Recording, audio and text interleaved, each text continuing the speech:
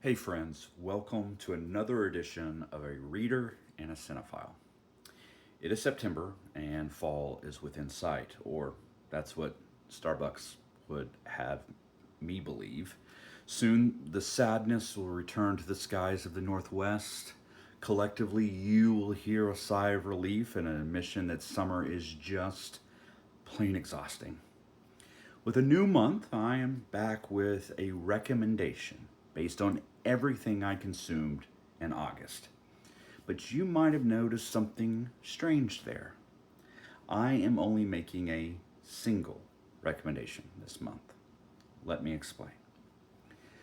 When I began this series back in January, I promised myself and you that I was only going to spend time reviewing things that brought me joy.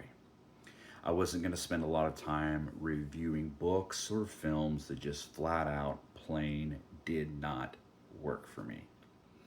Naturally, this created a risk. I might arrive at the end of a month without anything to recommend.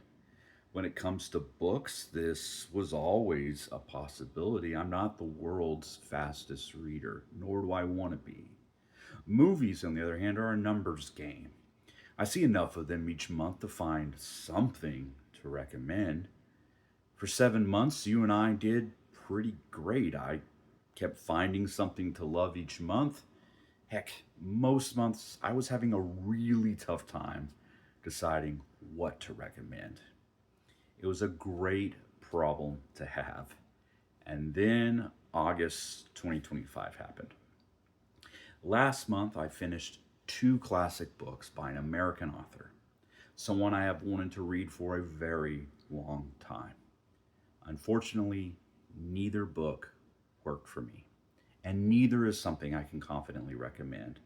So this month, we are skipping the book review in hopes that September will be kinder to us.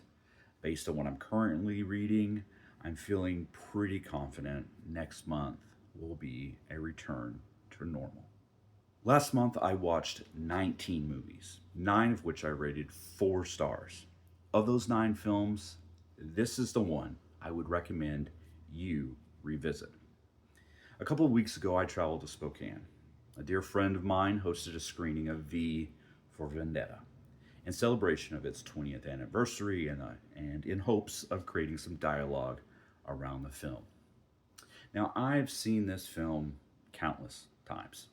I watched it when it was first released 20 years ago, and I've revisited it multiple times since then.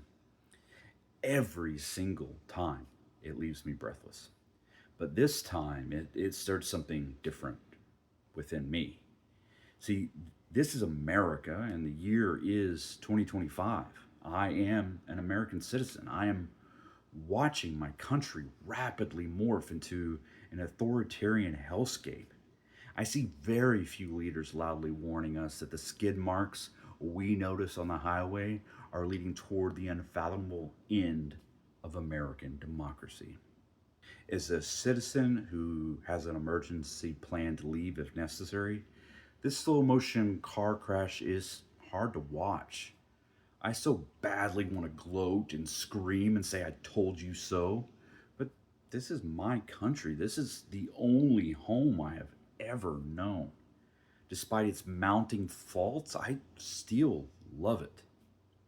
And that helplessness lands a film like V for Vendetta, with a story that shines a bright light on tyranny, telling a full and rich story of how fear leads men down this road, how fear holds them under the boots of leaders who fear freedom, and how one might come to realize the power they possess as they begin the work of pushing back a monstrous regime.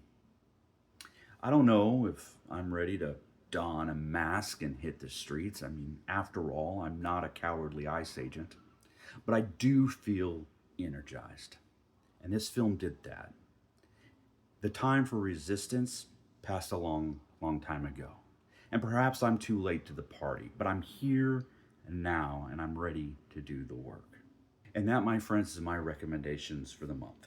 As always, I want to thank you for spending a few minutes with me. If you are finding these recommendations useful, please let me know. Also, let me know what you're reading, watching, and loving. Particularly if you've got a book you love. I'd love to never come across another month where I don't have something to recommend. But until next time, be good to each other.